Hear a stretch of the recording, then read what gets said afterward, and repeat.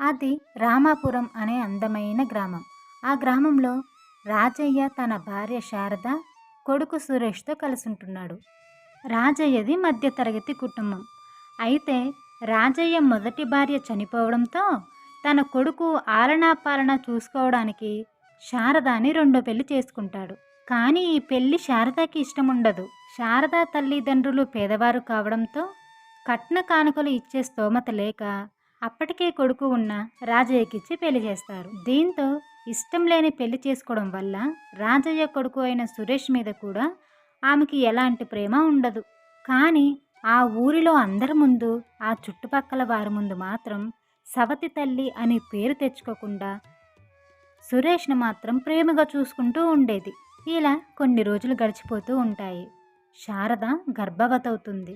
ఒక చక్కని ఆడపిల్లకి జన్మనిస్తుంది. ఇలా 4 సంవత్సరాలు గడిచిపోతాయి. ఒకరోజు శారద రాజయ్యతోటి ఇలా అంటుంది, చూడండి, ఇద్దరు పిల్లల్ని చూసుకోవాలంటే నాకు చాలా కష్టంగా ఉంది. నా కూతుర్ని చూసుకోవడానికే నాకు సరిపోవట్లేదు. ఇంకా నీ కొడుకు నేను ఎక్కడ చూసుకోవాలి? కాబట్టి నీ కొడుకుని ఎక్కడైనా హాస్టల్లో జాయిన్ చేయించండి అని అంటుంది. అప్పుడు రాజయ్య, అదేంటి శారద, వాడికి అమ్మ ప్రేమ కావాలనే కదా నిన్ను పెళ్లి చేసుకుంది. ఇప్పుడేంటి ఇలా మాట్లాడుతున్నావు? ఇంత చిన్న వయసులో వాడిని హాస్టల్లో వేయడం ఏంటి? పైగా వాడికి నువ్వంటే చాలా ఇష్టం అని అంటాడు. అప్పుడు శారద, ఆ సంగతి నాకు తెలుసు. చూడండి, ఈ పెళ్ళి నాకు ఇష్టం లేకపోయినా కూడా చేసుకున్నాను. అసలు నీ కొడుకు అంటేనే నాకు ఇష్టం లేదు. అయినా కూడా ఏదో అందరి ముందు ప్రేమ ఉన్నట్టు నటిస్తూ ఇప్పటి వరకు నీ కొడుకు బాధ్యతలు చూసుకున్నాను. ఇక చూసుకోవడం నా వల్ల కాదు. నా మాట విని ఇప్పుడు మీరు హాస్టల్లో వేశారనుకో, వాడు సంతోషంగా ఉంటాడు. లేదా నిజంగానే సవతి తల్లిలాగా ప్రవర్తిస్తాను. ఇకపై మీ నిర్ణయం అని చెప్పి కోపంగా అక్కడి నుంచి వెళ్ళిపోతుంది. అప్పుడు రాజయ్య తనలో తాను, ఏంటి శారద ఇలా మాట్లాడుతుంది? ఇన్ని రోజులు నా కొడుకుని నిజంగానే ప్రేమగా చూసుకుందేమో అనుకున్నాను.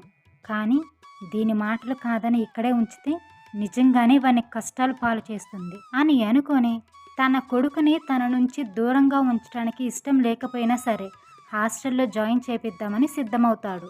ఇక ఒకరోజు సురేష్ హాస్టల్కి వెళ్ళడానికి రెడీ అవుతూ ఉంటాడు. అప్పుడు శారద తన మనసులో ఇలా అనుకుంటుంది, వీడికి నా పైన చెడు అభిప్రాయం రాకూడదు. ఎందుకంటే రేపు నా కూతురి భవిష్యత్తు మంచిగా ఉండాలి. వీని ఎలాగైనా మన దారిలోనే పెట్టుకోవాలి అని అనుకొని సురేష్ దగ్గరికి వెళ్ళి లేనిపోని ప్రేమ నటిస్తూ ఉంటుంది. నాన్న సురేష్, హాస్టల్కి రెడీ అవుతున్నావా? నేను ఎంత చెప్పినా మీ నాన్న వినట్లేదురా. నువ్వు వెళ్ళటం నాకు అస్సలు ఇష్టం లేదు. ఇక్కడే ఉంటే మీ చెల్లితో ఆడుకొని నీ చదువంతా పాడు చేసుకుంటావని మీ నాన్న ఈ నిర్ణయం తీసుకున్నాడు అని సురేష్ ముందు బాధగా నటిస్తుంది శారద. అప్పుడు సురేష్, బాధపడకమ్మా, నిన్ను చెల్లిని వదిలేసి వెళ్ళడం నాకు కూడా ఇష్టం లేదు. కానీ నాన్న మాట కాదనలేక వెళ్తున్నాను. అప్పుడప్పుడు వస్తూ ఉంటానులే అని చెప్పి సురేష్ అక్కడి నుంచి బయలుదేరి హాస్టల్కి వెళ్ళిపోతాడు. ఇలా కొన్ని సంవత్సరాలు గడుస్తాయి. కొడుకు దూరంగా ఉండడంతో పాపం రాజయ్య ఆరోగ్యం రోజు రోజుకి పాడవుతూ ఉంటుంది. అప్పుడప్పుడు సురేష్ ఇంటికి వస్తూ ఉంటాడు. సురేష్ ఇంటికి వచ్చినప్పుడల్లా లేనిపోని ప్రేమను కురిపిస్తూ ఉంటుంది శారద. ఇలా రోజులు గడుస్తూ ఉంటాయి. సురేష్ పెరిగి పెద్దవాడవుతాడు. శారద కూతురు అంజలి కూడా పెరిగి పెద్దదవుతుంది. కొడుకు దూరంగా ఉండడంతో రాజయ్య మంచాన పడతాడు. శారద తన కూతురు అంజలి సరదాలకు ఉన్న కాస్త పొలం కూడా కరిగిపోతుంది. కొన్ని రోజులకు రాజయ్య మరణిస్తాడు. దాంతో సురేష్ తిరిగి ఇంటికి వస్తాడు. అంత్యక్రియలు జరిగాక ఇంటికి వచ్చి అందరూ బాధగా కూర్చుంటారు. అప్పుడు శారద ఇలా అంటుంది, చూశావా నాయనా, మీ నాన్న మనల్ని అన్యాయం చేసి వెళ్ళిపోయాడు. ఒక్క కూతురు, దాన్ని పెళ్లి చేయకుండానే వెళ్ళిపోయాడు. ఇప్పుడు నాకు దిక్కెవరు అని దొంగ ఏడుపులు ఏడుస్తూ ఉంటుంది శారద. అప్పుడు సురేష్ ఆమె ఏడుపును చూసి, బాధపడకమ్మా, మీకు నేను లేనా? ఇక నుంచి మీ ఇద్దరి బాధ్యత నాది అని చెప్పి కుటుంబాన్ని పోషించడానికి అదే ఊరిలో ఉన్న ఒక పెద్ద కిరాణా కొట్టులో పనిచేస్తూ ఉంటాడు. ఆ పని చూసుకొని ఇంట్లో చెప్పడానికి ఇంటికి వస్తాడు. అమ్మ, నాకు ఇదే ఊరిలో కిరాణా కొట్టులో పని దొరికిందమ్మా. ఇక చెల్లికి చదువుకి ఏ ఇబ్బంది ఉండదు. నేను కష్టపడి పనిచేసి చెల్లిని చదివిస్తానమ్మా అని చెప్తాడు. అప్పుడు శారద, చాలా సంతోషం నాయన, ఎంత చక్కని మాట చెప్పావు అని కొడుకు మీద ఎంతో ప్రేమ ఉన్నట్టు నటిస్తూ ఉంటుంది. ఇక సురేష్ తనకి వచ్చిన కొద్దిపాటి జీతంతోనే కుటుంబాన్ని పోషిస్తూ చెల్లిని చదివిస్తూ ఉంటాడు. కానీ అంజలికి మాత్రం ఇవేమీ ఉండవు. అత్యాశ ఎక్కువ, ఉన్న దాంట్లోనే సర్దుకుపోదాం అన్న మనస్తత్వం కాదు.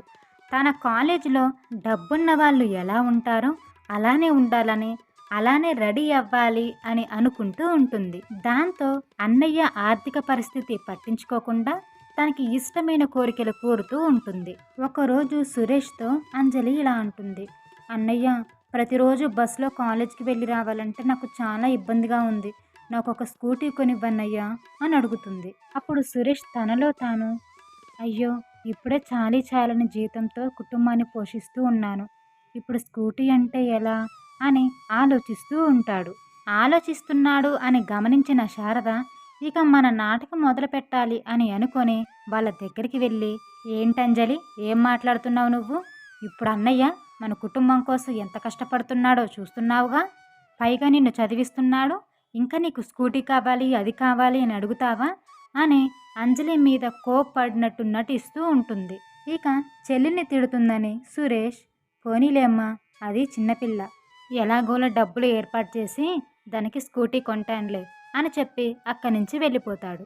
తాను వెళ్ళిపోయాక, ఏంటమ్మా, నేను అన్నయ్యని స్కూటీ కొనమంటూ నువ్వేంటి నన్ను అరుస్తున్నావు అని అంటుంది. అప్పుడు శారద, ఒసే పిచ్చిదానా, నీతో కలిసి నేను కూడా స్కూటీ కొనిమని అడిగితే తల్లి చెల్లి కలిసి నన్ను పీడిస్తున్నారు అనుకుంటాడు.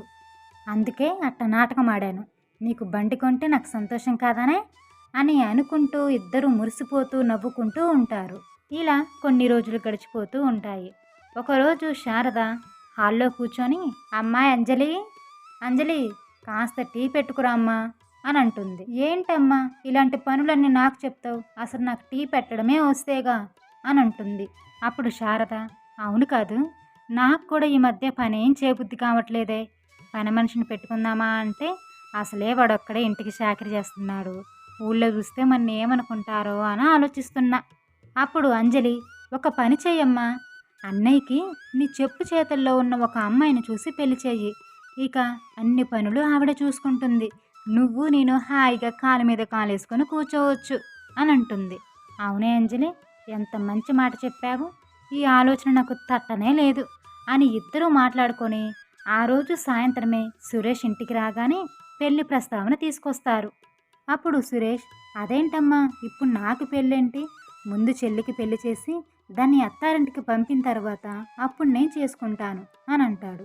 అప్పుడు శారద, అదేంట్రా అలా అంటావు, నువ్వు ఇంటి పట్ల ఎంత బాధ్యతగా ఉన్నావో తల్లిగా నేను కూడా అంతే బాధ్యతగా ఉండాలిగా అని అంటుంది. అప్పుడు సురేష్, అలాగేనమ్మా, నీ ఇష్టం అని చెప్తాడు. ఇక సురేష్ అలా అనగానే తెలిసిన వాళ్ళ ద్వారా దూరపు బంధువుల్లో భవానీ అనే అమ్మాయితో సాదాసీదాగా పెళ్లి చేస్తుంది శారద. భవానీ చాలా తెలివైన పిల్ల, చూడటానికి చక్కగా ఉంటుంది, మంచి సంస్కారం ఉన్న పిల్ల కూడా. ఇక కొద్ది రోజుల్లోనే భవానీ తన బాధ్యతలన్నీ చక్కబెడుతూ ఉంటుంది. శారద అంజలి ఏమో హాయిగా భవానీతో సఫారీలు చేయించుకుంటూ తినుకుంటూ కూర్చుంటారు. ఇంట్లోనేమో భవానీ, బయటేమో సురేష్, ఇలా ఇద్దరూ కలిసి కుటుంబం కోసం ఎంతో కష్టపడుతూ ఉంటారు. వీళ్ళ ప్రవర్తన చూసి కోడలికి ఎక్కడ అనుమానం వస్తుందో అని కొడుకు దగ్గర నటించినట్టుగానే కోడలి దగ్గర కూడా లేనిపోని ప్రేమను నటిస్తూ ఉంటుంది శారద. ఒకరోజు, అమ్మా భవానీ, ఒక్కదానివే ఇంటి చాకిరంతా చేస్తున్నావు, పోనీ నీకు సహాయం పడదామా అంటే నాకేమో ఈ కాళ్ళ నొప్పులు, పోనీ అంజలికి చెప్దామా అంటే అదేమో వాళ్ళ అన్నయ్యకి మంచి పేరు తేవడానికి రాత్రింబగళ్ళు కష్టపడి చదువుతూ ఉంటుంది, నువ్వు అలా కష్టపడుతుంటే నేను చూడలేకపోతున్నాను తల్లి అని వగలమారి మాటలు మాట్లాడుతూ ఉంటుంది. అప్పుడు భవానీ, పర్వాలేదులే అత్తయ్య, నా ఇంట్లో నాకు పనేంటి చెప్పండి, మీరు నాకు తల్లి లాంటివారు, అంజలి ఏమో నాకు చెల్లెలు లాంటిది, ఆ మాత్రం దానికే చాకిరీ అనుకుంటే ఎలా చెప్పండి, నాకేం ఇబ్బంది లేదులే అత్తయ్య, మీరేం బాధపడకండి, అంజలి మంచిగా చదువుకొని వాళ్ళ అన్నయ్యకి మంచి పేరు తీసుకొస్తే చాలు అని చెప్పి భవానీ అక్కడి నుంచి వెళ్ళిపోతుంది. ఇక భవానీ వెళ్ళిపోయిన తర్వాత తన అమాయకత్వాన్ని చూసి ఇద్దరు నవ్వుకుంటూ ఉంటారు. తరువాత ఏం జరిగిందో వచ్చే భాగంలో చూద్దాం. స్టోరీ నచ్చితే లైక్ చేయండి. అప్పటి వరకు మన ఛానల్ని సబ్స్క్రైబ్ చేయండి.